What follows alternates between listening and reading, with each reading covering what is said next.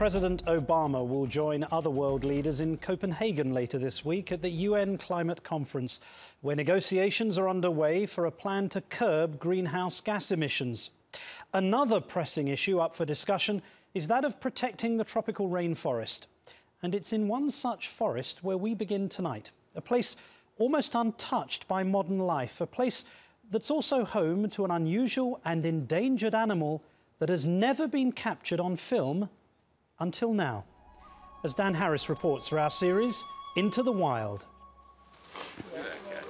The rather extraordinary thing you're about to see is the first time ever that an elusive animal, sometimes called the ghost of the forest, has ever been filmed in the wild. And it starts with that guy climbing way, way up into a towering tree. And then one guy will climb up close to her, and they'll make noise so that she'll come down. She'll jump? Yeah. All the way down? She could. And they don't get hurt? Amazing. No, they do that in the wild. They have the ability, and when they land, they sort of stop for a second. And that's when you get them. And that's when they get them.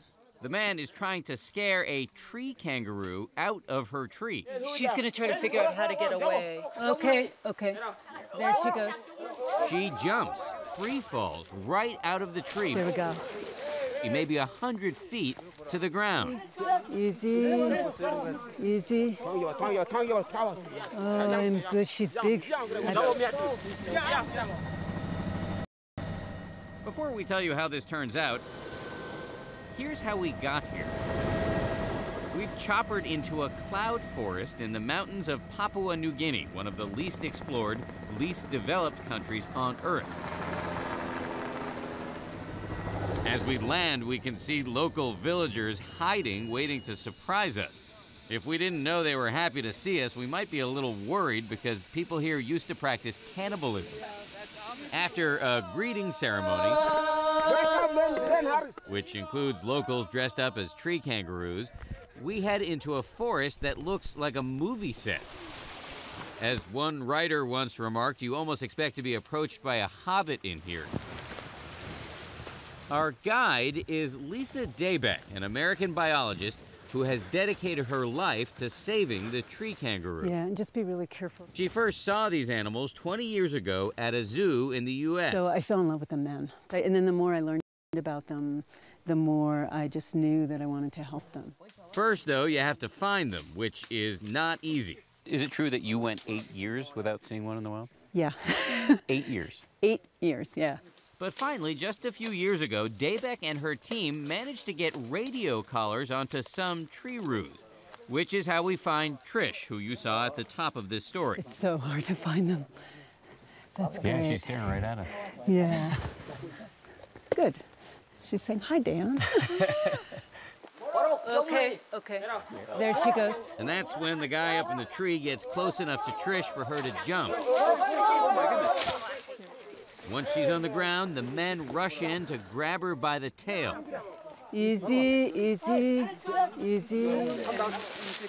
There's a field veterinarian here to make sure the animal is okay and to check if she has a baby in her pouch. No, no? Okay, good. Okay.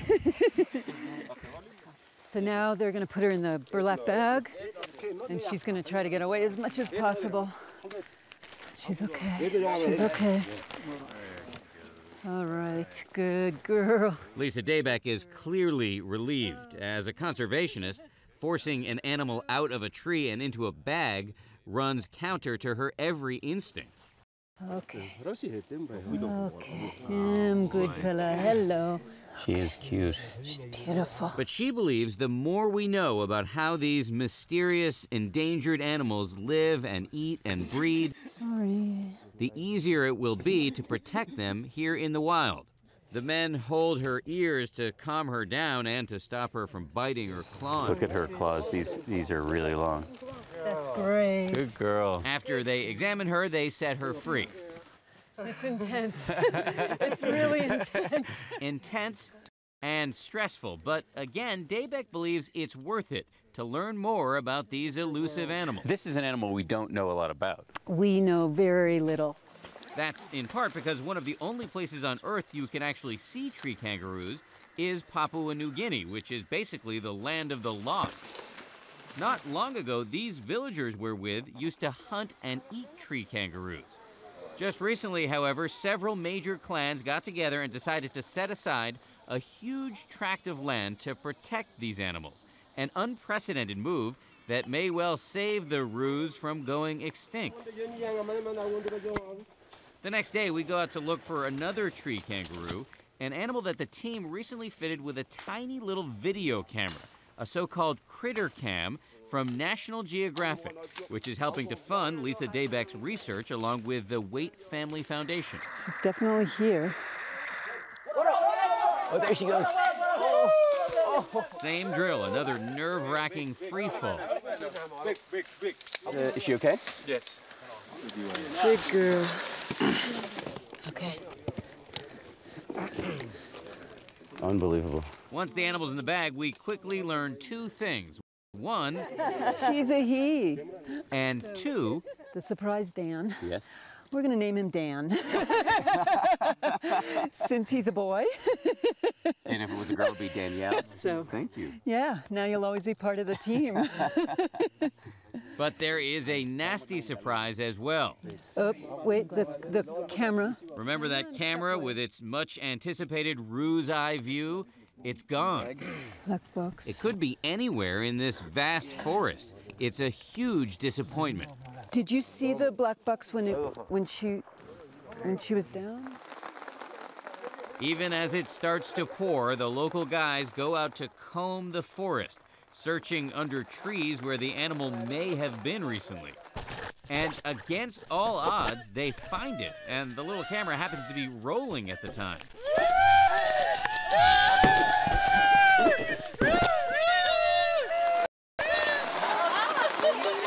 And so, under a tarp in the pounding rain, the team stares rapt as they're allowed for the first time into the private world of the reclusive animal they've all spent years of their lives trying to understand and protect.